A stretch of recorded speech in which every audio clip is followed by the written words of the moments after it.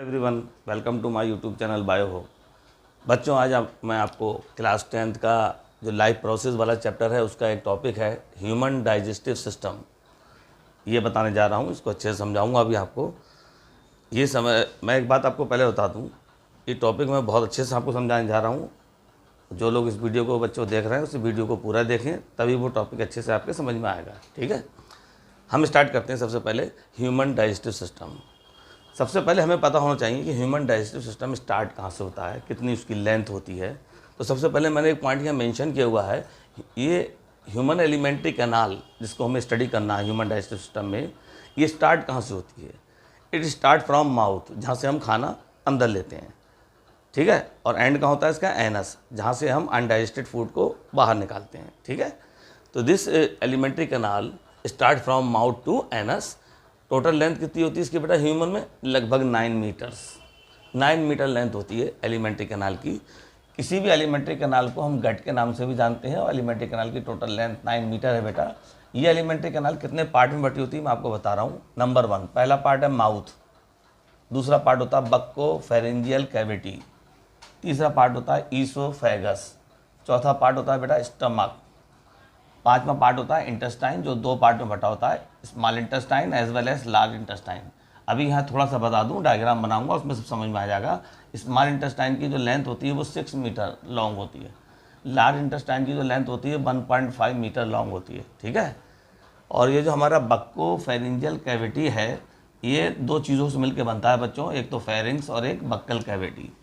Buccal cavity क्या होती है, पहले एक हल्का सा आपको आइडिया दे दूँ। ये जो हमारे 2 लिप दिखाई दे रहे हैं, upper lip and lower lip, इनको जब हम ओपन करते हैं ऐसे, तो जो भी चीज़ अंदर दिखाई देगी बेटा, ये सब बक्कल कैविटी है। इसमें क्या क्या दिखता है हमको, टीथ, टंग, और ऊपर ये पैलेट, जिसे तालू बोलते हैं कॉमन भाषा में। अब मैं एक डायग्राम यहाँ मेंशन करूँगा पहले ह्यूमन डाइजेस्टिव सिस्टम का, जिससे आपको ये सारे नाम दिखाई देंगे जो मैंने अभी आपको समझाए थे, और आपको आसानी होगी समझने में।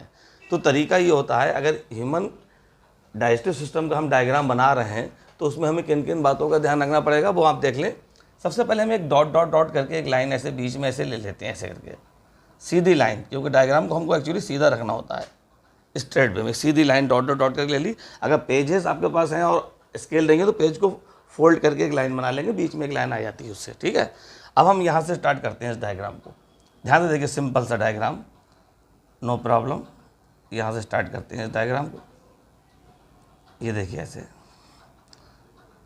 यहाँ पर कुछ ग्लैंड्स भी नीचे लगी होती हैं, सैलिवरी ग्लैंड इनको बोला जा रहा है। ये निकल कर पीछे को आ रही हैं।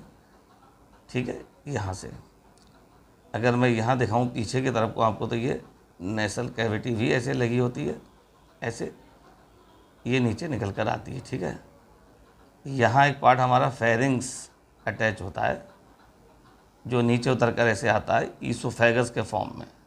ईसोफेगस एक फूड पाइप होता है, खाने की नली जिसको हम बोलते हैं मोटी भाषा में, कॉमन भाषा में ध्यान समझ लें बेटा, ये ईसोफेगस कहलाती है। ईसोफेगस है एक जे शेप स्ट्रक्चर, जे शेप में स्ट्रक्चर में ऐसे ओपन होता है, जिसको हम स्टमक कहते हैं, और स्टमक पीछे की तरफ को ऐसे टर्न होकर दिखाई दे रहा है आपको, स्मॉल इंटेस्टाइन में खुलेगा। ये लाइव डायग्राम बना रहा हूँ, ध्यान से समझ में आ जाएगा आपको एक ही बार में।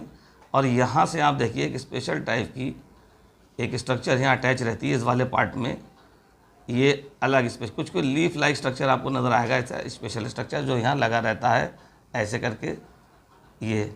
और यहाँ से मैं आपको एक और डक्ट निकलती हुई दिखाऊंगा जो डायरेक्टली अटैच होती है इसमें फेरिंग्स में। अलग कलर से दिखा देता हूँ ताकि आपको समझ में आ जाए बच्चों। यहाँ देखेंगे इस तरह, यहाँ देखेंगे इस जगह, ये डायरेक्टली कनेक्टेड होती है इस जगह पर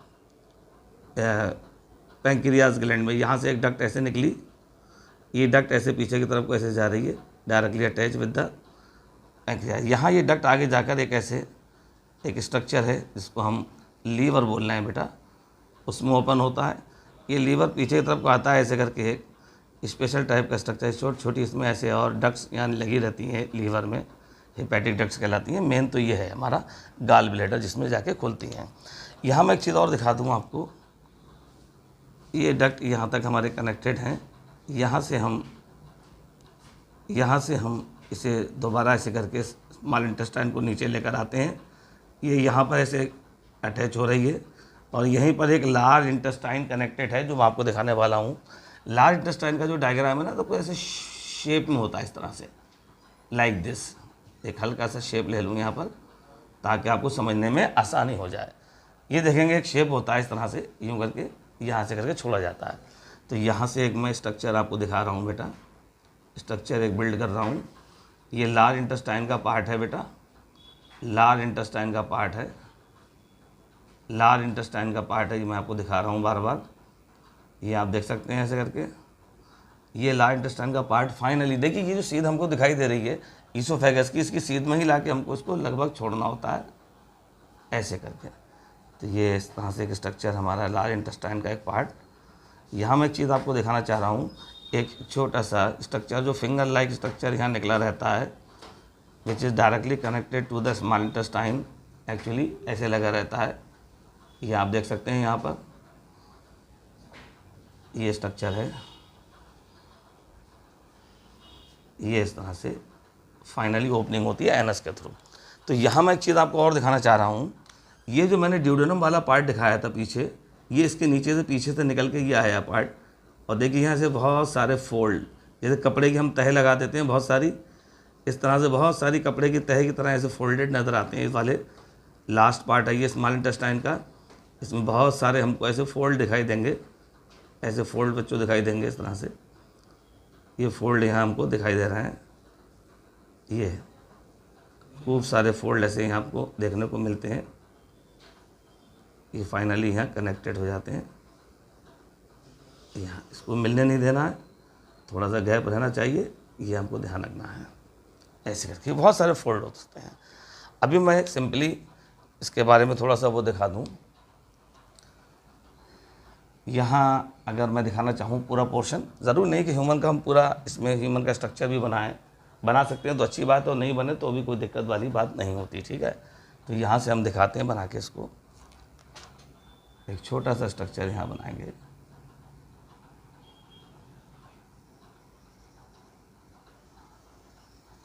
समझने के लिए आपके ऐसे करके थोड़ा सा इसको और ऊपर बना लें, क्योंकि हमको यहाँ पर आइज मेंशन करना हूँ, थोड़ा सा ऐसे करके ला सकते हैं इस स्ट्रक्चर को, ठीक। ये ऐसे बनाते हैं। अब क्या क्या चीज़ें कहाँ कनेक्टेड होती हैं वो मैं आपको दिखा रहा हूँ। नाम देखेंगे, सबसे पहले ये वाला हिस्सा जिसको हम माउथ एंड बक्कल कैविटी करके जानेंगे, माउथ एंड बक्कल कैविटी। अभी मैं आपको समझाऊंगा पूरा ये टॉपिक। और नीचे बेटा ये ग्लैंड्स लगी हैं, इनको सैलिवरी ग्लैंड्स कहते हैं। सैलिवरी ग्लैंड्स जो सलाइवा बाहर निकालती हैं बॉडी से, हमारी लार जो मुंह से बाहर निकलती है बच्चों के, वो इसी ग्लैंड से निकल के आती है। पीछे की तरफ को आते हैं तो ये वाला पार्ट पीछे हमें फेरिंग्स कहलाता है। फेरिंग्स ये मैंने डायग्राम में आपको दिखाऊंगा यहाँ, ये वाला पार्ट। इसके नीचे आ जाओ, ये ट्यूब दिखाई दे रही है आपको, इसे हम ईसोफेगस के नाम से जानते हैं। ईसोफेगस लेबलिंग ध्यान से देख लीजिएगा, इसे फूड पाइप भी कहते हैं, यहाँ लिख दे रहा हूँ ब्रैकेट में, commonly called food pipe. Food pipe पीछे खुलता है, ये स्टमक, जे शेप पार्ट है, जे शेप, जे की तरह शेप होता है कुछ कुछ का, डेट इज कॉल्ड स्टमक। ठीक बेटा, स्टमक हो गया। और इधर जो ये पार्ट हमको दिखाई दे रहा है that is called liver.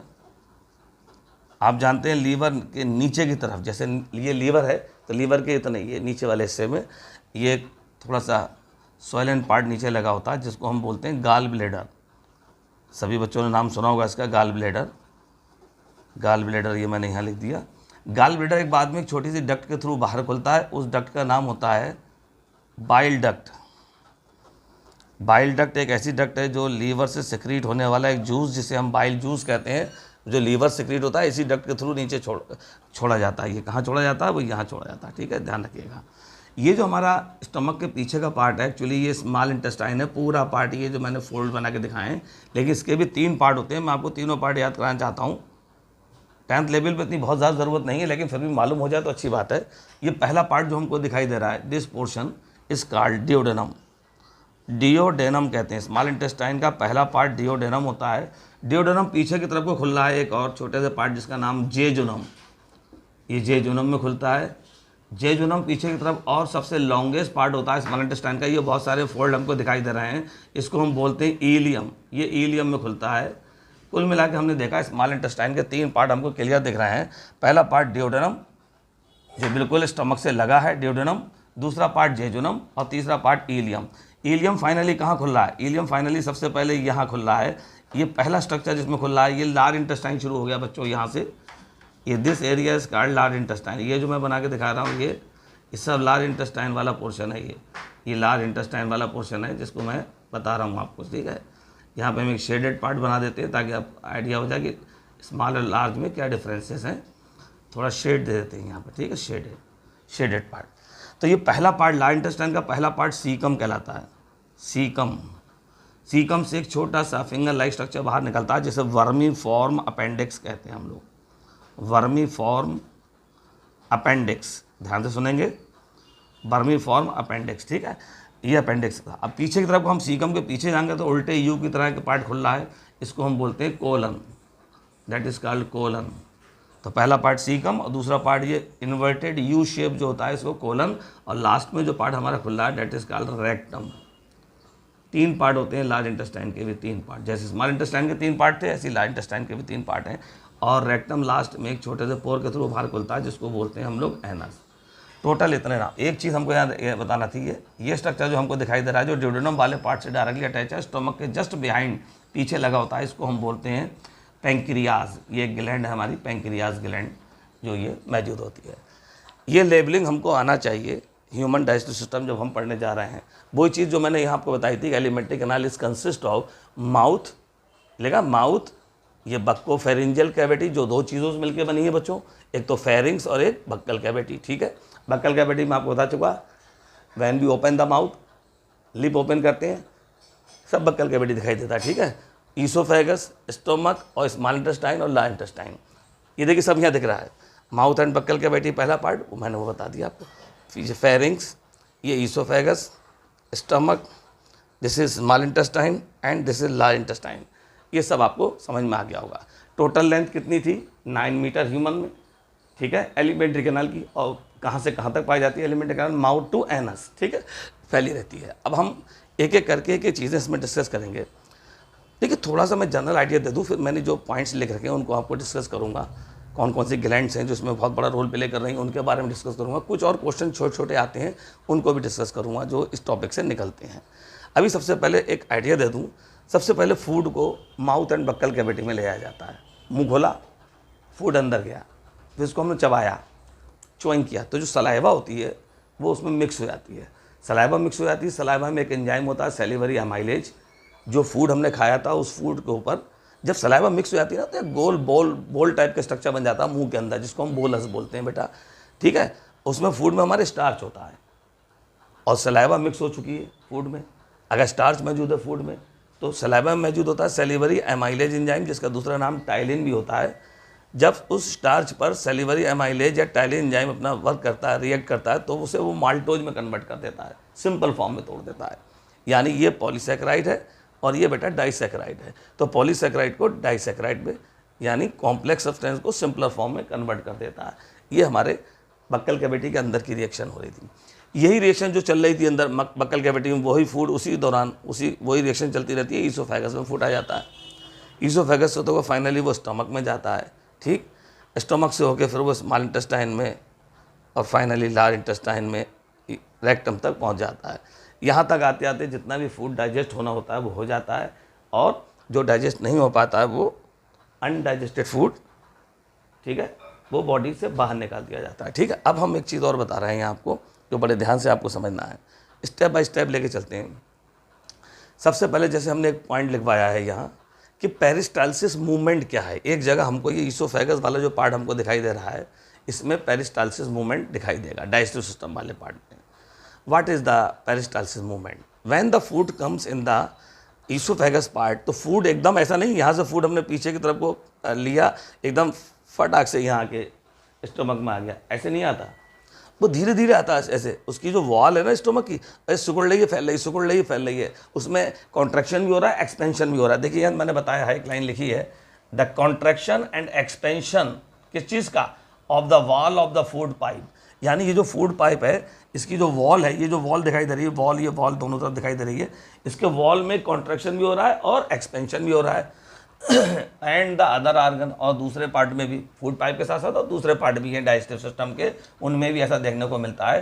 To move the food along gut is called peristalsis movement. उम्मीद करता हूँ समझ में आया होगा व्हाट इज पेरिस्टालसिस मूवमेंट। ये दिखाया गया फूड पाइप, जिसको हम इसोफेगस कह रहे हैं, इसकी वॉल, या डाइजेस्टिव सिस्टम में कुछ और ऑर्गन हैं, उनकी वॉल में लगातार कॉन्ट्रैक्शन और एक्सपेंशन होता रहता है, जिससे फूड धीरे धीरे धीरे खिसक कर नीचे आता है और स्टमक में छोड़ा जाता है। ठीक, तो ये तो लाइन ये बता रही थी। अब मैं थोड़ा सा इसके बारे में बता दूं। पहले डाइजेस्टिव ग्लैंड्स क्या होती हैं, हमारे इस पूरा डायग्राम जो मेंशन करा है डाइजेस्टिव सिस्टम का। आजकल लेबलिंग बहुत आती है, लेबलिंग ध्यान से देख लेना डायग्राम की। क्या हो रहा है आजकल, पैटर्न पेपर का एक डायग्राम प्रिंट कर देते हैं क्वेश्चन पेपर में, और उन्होंने वहाँ पर ABCD ऐसे 3-4 नाम ABCD करके लगा के, एरो लगा के छोड़ दिया। आप बताइए, उसे लेबल करिए, A क्या है, B क्या है, C क्या है, D क्या है। 2 नंबर का क्वेश्चन तो यही बन जाता है। कोई सा भी क्वेश्चन तो ऐसा आपको मिल सकता है। तो जो डाइजेस्टिव ग्लैंड्स मैं पढ़ा रहा हूँ, डाइजेस्टिव सिस्टम में हेल्प करती हैं, उसमें एक सैलिवरी ग्लैंड्स हैं, लीवर है बेटा, लीवर भी होता है, और लीवर है। ये हमारी 2 डाइजेस्टिव ग्लैंड हैं जो मेन रोल प्ले कर रही हैं। सैलिवरी ग्लैंड को पूरा डिटेल में कितने टाइप की होती हैं, इनके क्या मेन रोल होते हैं, वो मैं इसका अगला एक वीडियो बनाऊंगा, जिसमें मैं पूरी बक्कल कैविटी को डिस्कस करूंगा, जिसमें टीथ, टंग, ये सारी चीज़ें उसमें आएंगी बेटा। ठीक है, डिस्कस करूंगा। अभी सैलिवरी ग्लैंड का सिर्फ डाइजेशन से क्या रिलेशन है वो बता रहा हूँ आपको। जो सैलिवरी ग्लैंड ये मैंने यहाँ बना के दिखाई है, ये देखिए बिल्कुल माउथ एंड बक्कल कैविटी के नीचे वाले हिस्से में यहाँ लगी होती हैं। ये होता क्या, सैलिवरी ग्लैंड का काम क्या है, main role. Salivary gland always secrete saliva, saliva का सिक्रीशन करती है, सलाइवा। और सलाइवा क्या होता है, it is a watery fluids, पानी जैसा एक फ्लूइड है सलाइवा, जो हमारे माउथ में बनता है। लिख दिया इन द माउथ, माउथ के अंदर। तो liver, salivary gland always secrete saliva which is the watery fluid in the mouth, mouth के अंदर होती है प्रोसेस। ठीक है, अब देखिए इन्होंने बताया यहाँ पर इन द माउथ, माउथ में क्या होता है बेटा, food gets mix up with the saliva. Food सबसे पहले सलाइवा से मिल जाता है and secreted by salivary gland. Salivary gland से निकलने वाली सलाइवा जब निकलती है माउथ में, फूड में, वो अच्छे से मिक्स हो जाती है। और सलाइवा कंटेन, देखिए सलाइवा कंटेन एन एंजाइम, उसका नाम है सैलिवरी एमाइलेज, या दूसरा नाम होता है टाइलिन, पी साइलेंट है टाइलिन में, ध्यान रखिएगा। ठीक है, which is break the polysaccharide starch into disaccharide starch, यानी माल्टोज शुगर में कन्वर्ट कर देता है, जो इस इक्वेशन से क्लियर हो रहा है, जो मैंने अभी थोड़ी देर पहले आपको बताई थी। जो फूड हम लेते हैं, अगर फूड के फॉर्म में हमने कार्बोहाइड्रेट यानी स्टार्च को फूड के फॉर्म में लिया है, तो सलाइवा में सिक्रीट होने वाला सैलिवरी एमाइलेज, जिसका दूसरा नाम टाइलिन भी है, इसमें पी साइलेंट होता है। जैसे ही सैलिवरी एमाइलेज स्टार्च पे रिएक्शन करेगा, स्टार्च एक पॉलीसैकेराइड है और माल्टोज एक डाइसैकेराइड होता है, तो ये पॉलीसैकेराइड को डाइसैकेराइड में कन्वर्ट कर देता है, यानी कॉम्प्लेक्स फॉर्म को सिंपलर फॉर्म में तोड़ देता है। हमारी बक्कल कैविटी के अंदर ही ये प्रोसेस हो रही है। ठीक है, सैलिवरी ग्लैंड के जरिए से। दूसरी एक ग्लैंड, ये तो काम करा सैलिवरी ग्लैंड ने, सैलिवरी एमाइलेज एंजाइम सिक्रीट करा, जिसने स्टार्च को माल्टोज में कन्वर्ट कर दिया, यानी पॉलीसैकेराइड को डाइसैकेराइड में कन्वर्ट कर दिया। ओके बेटा, वो यहाँ लिखा भी है इस पूरे पैरे में। अब हम बात करते हैं, दूसरी एक ग्लैंड होती है लीवर। ये हमारी लीवर दिखाई दे रहा है बेटा, लीवर। लीवर के नीचे के हिस्से में यहाँ पे सोलेंट पार्ट दिखाई देता है, गाल ब्लेडर। गाल ब्लेडर से एक ट्यूब, सब सारी ट्यूब मिलकर एक ट्यूब के फॉर्म में बाहर खुल रही है, जिन्हें बाइल डक्ट कहते हैं। जो लीवर से सिक्रीट होने वाला बाइल जूस इसी बाइल डक्ट से होता हुआ डाइजेस्टिव सिस्टम तक पहुंचाया जाता है। तो अभी लीवर के बारे में, पहले लीवर क्या काम करेगा, डाइजेस्टिव ग्लैंड की तरह कैसे काम कर रहा है लीवर। और लीवर हमारी बॉडी की लार्जेस्ट ग्लैंड भी माना जाता है, याद रखिएगा, इंपॉर्टेंट क्वेश्चन है, MCQ मिल सकता है। Which is the largest gland in our body, तो आपको टिक लगाना है लीवर। अब लीवर क्या काम कर रहा है, liver secrete the greenish yellow bile juice which is alkaline in nature. Word समझिए, लीवर जो सिक्रीट कर रहा है वो, उसका कलर क्या है जूस का, liver secrete greenish yellow bile juice. Liver से तो बाइल जूस सिक्रीट होता है, हम समझ गए, लेकिन उसका कलर क्या है, ग्रीनिश येलो। ग्रीनिश, इश जो वर्ड लगता है ना, थोड़ा चमकदार, चमकदार चीज़ होती है, तो ग्रीन तो है वो, लेकिन चमकदार ग्रीन है, थोड़ा चमकीला ग्रीन। तो ग्रीनिश येलो यानी चमकदार ग्रीन और पीले रंग का मिक्स होता है कॉम्बिनेशन, तो greenish yellow bile juice secrete करता है लीवर, जो एल्केलाइन नेचर का होता है। एल्केलाइन का मतलब जिसका pH 7 से ज़्यादा है बेटा, 7 से ऊपर होगा, 7.5 हो या उसके ऊपर हो, इस तरह से pH होगा, तो वो एल्केलाइन नेचर। तो ये भी आपको मालूम होती है, एक नंबर में MCQ मिल सकता है आपको कि लीवर जो बाइल जूस होता है वो किस नेचर का होता है, पूछ लेगा तो आपको टिक लगाना पड़ेगा, एल्केलाइन नेचर का। ठीक है, अब बाइल जो होता है कुछ समय के लिए, मैं आपको बताना चाह रहा हूँ, जो हमारा जो गाल ब्लेडर दिखाई दे रहा है, गाल ब्लेडर जो लीवर के जस्ट नीचे होता है, गाल ब्लेडर, जो बाइल जहाँ सिक्रीट होता है बाइल जूस, वो सबसे पहले गाल ब्लेडर में आता है और कुछ समय के लिए टेम्पररी, कुछ समय के लिए यहाँ गाल ब्लेडर में स्टोर रहता है। उसके बाद वो स्मॉल इंटेस्टाइन में बाइल डक्ट के थ्रू, ये बाइल डक्ट है हमारी, बाइल डक्ट के थ्रू स्मॉल इंटेस्टाइन में छोड़ दिया जाता है। तो यही चीज़ मैंने यहाँ लिख रखी है, लिखा bile is temporarily store in the gall bladder, gall bladder में स्टोर रहता है before it send to the small intestine through the bile duct. ठीक, तो कुछ समय के लिए टेम्परेरी गाल ब्लेडर में स्टोर है और बाइल डक्ट से होता हुआ वो हमारी स्मॉल इंटेस्टाइन में छोड़ दिया जाता है। अब मैंने बाइल जूस में बताया क्या क्या कंटेंट होते हैं। लीवर ने सिक्रीट किया बाइल जूस, और बाइल जूस में कौन कौन से कंटेंट है वो दिखाई दे रहे हैं आपको। Bile juice having bile pigment and bile salt, bile juice में बाइल पिगमेंट भी होते हैं और बाइल साल्ट भी होते हैं, दो चीज़ें मौजूद होती हैं बाइल जूस में। बाइल पिगमेंट दो तरह के होते हैं, एक होता है बाइलीवर्डिन, एक होता है bilirubin. Biliverdin which is green in colour and bilirubin which is yellow in colour. ये येलो इन कलर होता है, इसी से जॉइंटिस डिजीज़ होती है, बता दूं कैसे होती है। एक्चुअली गाल ब्लेडर से जो डक्ट निकल रही है उसका नाम सिस्टिक डक्ट है, सिस्टिक डक्ट। ये हम 11th क्लास का जब डाइजेस्टिव सिस्टम पढ़ते हैं और डिटेल में जब पढ़ते हैं तो वहाँ इस डक्ट का नाम भी लिखा जाता है सिस्टिक डक्ट। सिस्टिक डक्ट से होती हुई चीज़ें आती हैं निकल कर।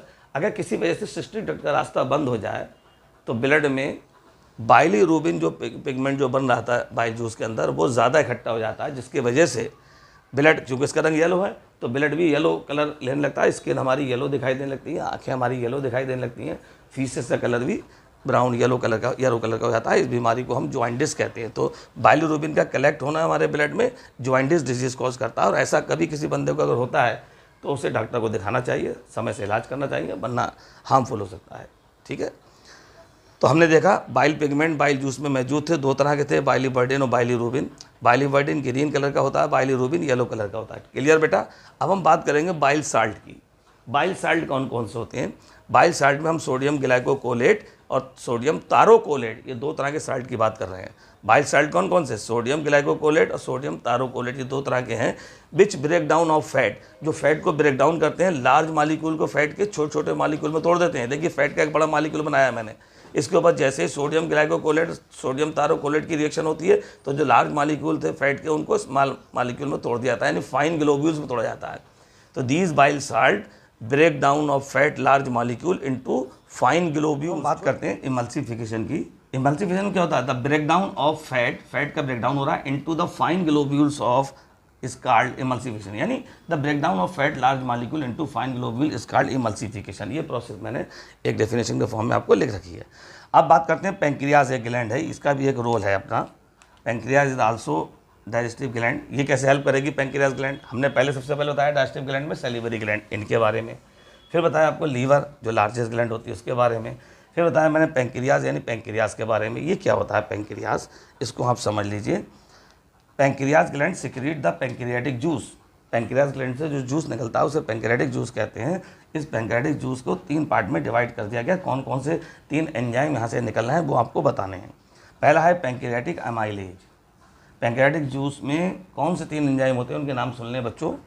Pancreatic juice having pancreatic amylase, ठीक, ट्रिप्सिन और लाइपेज। तो जो पैंक्रियाटिक अमाइलेज होता है इसका मेन काम क्या होता है? It digest the starch. ये हमारी बॉडी में जो स्टार्च होता है एज ए फूड उसको डाइजेस्ट करेगा। तो पैंक्रियाटिक अमाइलेज का काम होता है स्टार्च को डाइजेस्ट करना। ट्रिप्सिन का एंजाइम होता है, ये प्रोटियोलिटिक एंजाइम है जो प्रोटीन का ब्रेक डाउन करने में हेल्प करता है, ठीक है। दूसरा लाइपेज एंजाइम जो होता है वो फैट डाइजेस्टिव एंजाइम है, यानी फैट को डाइजेस्ट करने में हेल्प करता है। तो मैंने आपको बताया पैंक्रियाज ग्लैंड से एक जूस निकल रहा है जिसे पैंक्रियाटिक जूस कह रहे हैं, जिसमें अमाइलेज, ट्रिप्सिन, लाइपेज 3 एंजाइम मौजूद होते हैं। Pancreatic amylase digest the starch and trypsin proteolytic enzyme, ठीक है, जो प्रोटीन का ब्रेकडाउन में हेल्प करता है, प्रोटीन को डाइजेस्ट करने में हेल्प करेगा। और lipase enzyme fat digestive enzyme है जो फैट को डाइजेस्ट करने में हेल्प करेगा। थोड़ी सी चीज़ें मैं यहाँ और बता दूँ इसके बारे में। एक वर्ड काइम आता है, काइम। काइम क्या होता है ये मैं आपको बताना चाह रहा हूँ, ध्यान करिएगा। देखिए फूड जैसे ही उतर के यहाँ ईसोफेगस से उतर के आता है सबसे पहले कहाँ? स्टोमक में। तो स्टोमक की वाल एक मूवमेंट शुरू कर देती है। उस मूवमेंट की वजह से क्या होता है यहाँ पर वो समझा रहा हूँ आपको। Chyme is a churned semi solid food. एक सेमी सॉलिड फूड होता है that is formed in the stomach, जो स्टोमक में बनता है, ऑफ द डाइजेस्टिव ट्रैक्ट। इस डाइजेस्टिव ट्रैक्ट में स्टोमक के अंदर एक सेमी सॉलिड फूड जैसे पेस्ट लाइक स्ट्रक्चर बन जाता है। फूड उतर के जैसे यहाँ आएगा, स्टमक की वाल एक मूवमेंट शुरू कर देती है, उस मूवमेंट से फूड में डाइजेस्टिव जूस जो सिक्रीट हो रहा है स्टमक के अंदर वो अच्छे से फूड में मिल जाता है और एक सेमी सॉलिड स्ट्रक्चर जैसे पेस्ट लाइक स्ट्रक्चर बन जाता है, जिसको हम काइम कर रहे हैं, ये आपको याद रखना है। ऐसी एक वर्ड आता है विलाई। विलाई हमारी स्मॉल इंटेस्टाइन वाले पार्ट में दिखाई देती है, ऐसे फिंगर लाइक स्ट्रक्चर होते हैं, ऐसे ऐसे विलाई। विलाई वाला पोर्शन स्मॉल इंटेस्टाइन का हम इलियम वाला पार्ट देखेंगे, तो इस तरह से जो फिंगर लाइक स्ट्रक्चर हमको दिखाई देते हैं, दे आर कॉल्ड विलाई। ये फिंगर लाइक फोल्ड बहुत सारे, एक दो नहीं होते, बहुत बड़ी तादाद में होते हैं। विलाई से भी छोटी एक यूनिट और होती है माइक्रो विलाई, वो इसमें भी फोल्ड होते हैं, वो ऐसे बनती है जैसे ये इनमें भी छोटे छोटे ऐसे थे, ये ऐसे छोटे छोटे माइक्रो विलाई ऐसे, बहुत एक विलाई में बहुत सारे माइक्रो विलाई लगे होंगे इस तरह से, ठीक है। तो कहने का मकसद यहाँ पर ये है कि small intestine having the finger like projection, ये देख रहे हैं finger like projection, that is called villi. अब विलाई क्या होती है? They are richly supplied with the blood vessel. इसमें बहुत सी ब्लड वेसल तो होती हैं, साथ साथ में स्मॉल इंटेस्टाइन की लाइनिंग में मौजूद होते हैं ये, और they help in the increase the surface area for absorption of food. यानी जो डाइजेस्टिव सिस्टम के दौरान जो फूड का डाइजेशन हो रहा है, तो फूड को जो डाइजेस्टेड फूड होता है उसे एब्जॉर्ब भी तो किया जाता है। तो एब्जॉर्ब कहाँ होता है वो फूड? इलियम वाले पार्ट में। स्मॉल इंटेस्टाइन का सबसे लास्ट पार्ट कौन सा होता है? हमारा इलियम। ये जो फोल्डेड पार्ट दिखाई दे रहा है आपको, इस वाले पार्ट में विलाई मौजूद होते हैं। ये एब्जॉर्ब, जो फूड एब्जॉर्ब होगा उसका सरफेस एरिया बढ़ाते हैं। अभी देखिए विलाई हमने थोड़े से हिस्से में, बहुत लंबी सी विलाई थी, फोल्ड करके थोड़े से हिस्से में फिट कर दी। अगर इसको हम खोलेंगे तो एरिया बढ़ जाता है, इसको सरफेस एरिया बढ़ाती हैं। तो यही चीज़ हमने यहाँ लिख रखी है। विलाई पे अगर क्वेश्चन आया था, water villi, villi are the finger like projection, यानी फिंगर जैसे स्ट्रक्चर है, दिख रहे हैं आपको फिंगर लाइक, ठीक है, which are richly supplied with the blood vessel. इसमें बहुत सी ब्लड वेसल भी सप्लाई होती है, ठीक है। They are present in the inner lining of small intestine, small intestine की इनर लाइनिंग में लगे रहते हैं, ठीक। एंड हेल्प कहाँ कर रहे हैं? Increase the surface area for absorption of food. Food के एब्जॉर्प्शन के लिए सरफेस एरिया बढ़ा रहा है। ये पॉइंट रखना है, क्वेश्चन एमसीक्यू में मिल सकता है। Increase the surface area of absorption of food, ये आपको ध्यान रखना पड़ेगा। तो विलाई का मेन काम क्या होता है? They always increase the surface area for absorption of food, ये आपको ध्यान रखना पड़ेगा। एक क्वेश्चन बेटा यहाँ से और निकलता है कि जो हर्बीवोर्स एनिमल्स होते हैं उनमें और अगर कार्निवोर एनिमल में हम तुलना करें, कंपेयर करें, तो ये जो हमारा पूरा डाइजेस्टिव ट्रैक्ट है इसकी लंबाई में फ़र्क होता है। हर्बीवोर्स एनिमल्स में कार्निवोर एनिमल की तुलना में ये जो हमारे कंपेयर करेंगे तो स्मॉल इंटेस्टाइन का साइज़ थोड़ा लंबा ज़्यादा होता है। क्यों? क्योंकि जो हर्बीवोर एनिमल्स होते हैं लाइक काउज, बफेलोज, ये सब हर्बीवोर्स हैं, इनमें जो ये इंटेस्टाइन है इसका ये काफ़ी बड़ी होती है, एक्सपेंड होती है। क्यों होती है? जो हमारा एलिमेंट्री कैनाल है ज़्यादा बड़ी क्यों होती है? क्योंकि ये सभी एनिमल जो हर्बीवोर्स हैं वो ग्रासेस को फूड के फॉर्म में यूज़ करते हैं। ग्रासेस में सेलुलोज होता है, उनके फूड में सेलुलोज होता है बेटा, और सेलुलोज को डाइजेस्ट करना काफ़ी डिफ़िकल्ट होता है। तो इसलिए लॉन्ग इंटेस्टाइन इनकी होती है ताकि लंबे समय तक सेलुलोज वहाँ रहे और उसका डाइजेशन आसानी से हो सके in compare to carnivore animal. यानी लायन और टाइगर जो होते हैं उनकी तुलना में हर्बीवोर में इंटेस्टाइन की लंबाई थोड़ी ज़्यादा होती है ताकि फूड लंबे समय तक वहाँ रहे। उसमें सेलुलोज होता है। कार्निवोर एनिमल की बॉडी में सेलुलोज का पाचन नहीं होता, सेलुलोज का डाइजेशन नहीं होता, तो उनकी इंटेस्टाइन छोटी होती है, वो मीट वगैरह जो भी खाते हैं वो जल्दी पच जाता है।